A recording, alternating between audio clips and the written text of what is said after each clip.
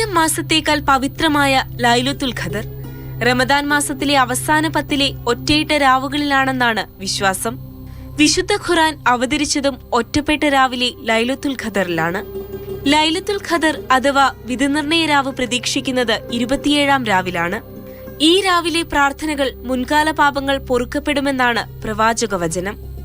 പള്ളികളിലും വീടുകളിലും കേന്ദ്രീകരിച്ച് ഇന്നത്തെ രാത്രി പ്രാർത്ഥനകളാൽ മുഖരിതമാകും. ഏറ്റവും പുണ്യം കൽപ്പിക്കുന്ന ഒരു രാത്രിയാണ് ലൈലത്തുൽ ഖദർ. ലൈലത്തുൽ ഖദ്രി ഖൈറും മിൻ അൽഫി ഷഹർ. അനേകായിരം മാസങ്ങളുടെ പുണ്യമുള്ള രാത്രി.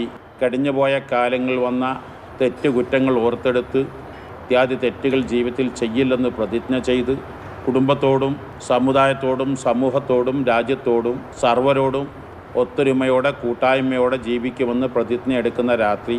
മലപ്പുറം സ്വലാത്ത് നഗറിൽ ആയിരങ്ങൾ പങ്കെടുക്കുന്ന പ്രാർത്ഥനാ സമ്മേളനവും ലഹരിവിരുദ്ധ പ്രാർത്ഥനയും നടക്കും.